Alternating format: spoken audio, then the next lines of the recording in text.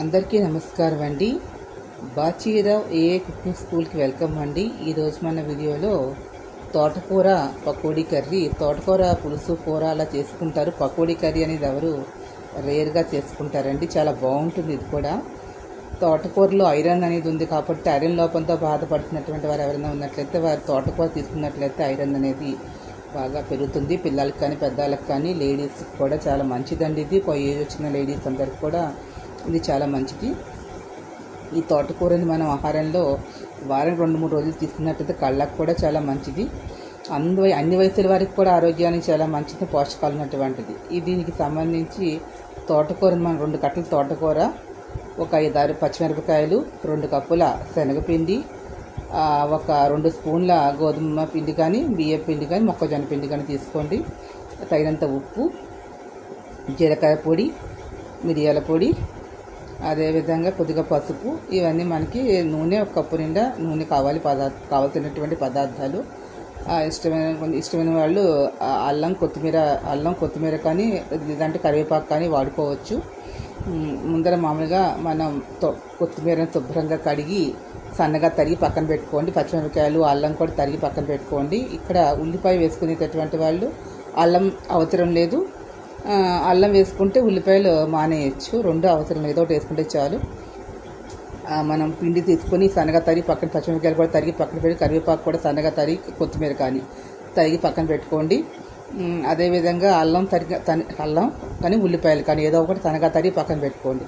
పెట్టుకున్న తర్వాత స్టవ్ మీద మనం మూకులు పెట్టుకుని అందులో ఆ నూనె పోసుకొని, నూనె కొంచెం హైలో పెట్టిన తర్వాత లోపుగా పక్కన ఒక పెద్ద బౌల్ తీసుకోండి.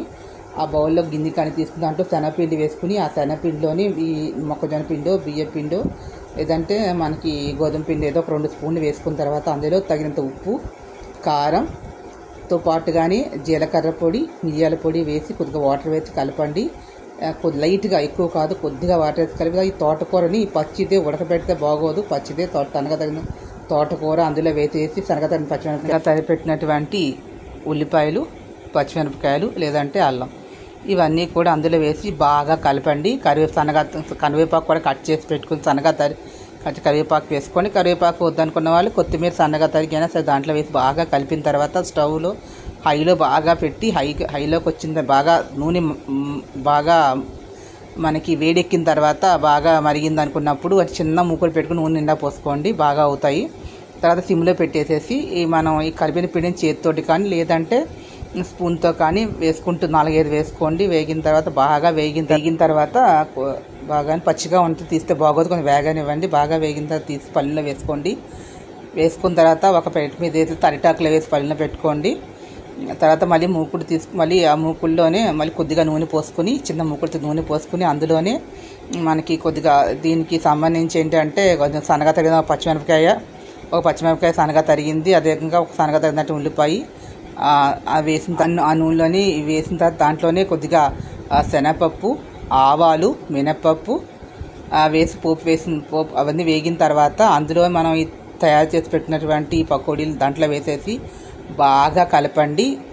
దింపేసే ముందర కొద్దిగా పెరుగు వేసేసి దింపండి. ఒక 5 నిమిషాలు ఉండి పెరుగులో కొద్దిగా శనగపిండి కలిపి వేసుకొని మామూలుగా పెరుగులో కొద్దిగా ఉప్పు కలిపి పెరుగు పైన జల్లేసి దింపేసినట్లయితే రుచికరమైనటువంటి ఈ యొక్క తోటకూర పకోడీ కర్రీ రెడీ అయిపోతుందండి. ఇది రోటీలోకి మామూలుగా మనకి రైస్లోకి కూడా బాగుంటుంది. గ్రామీణ ప్రాంతాల్లో వాళ్ళు పెరుగు వాడతారు. పట్టణ ప్రాంతాల్లో వాళ్ళు ఏంటంటే వాళ్ళు వెన్న ఒక 1/2 కప్పు వెన్న కూడా పైన వేసుకుని దింపేసుకున్న బాగుంటుంది. ఏం వేసుకోకపోయినా బాగానే ఉంటుంది.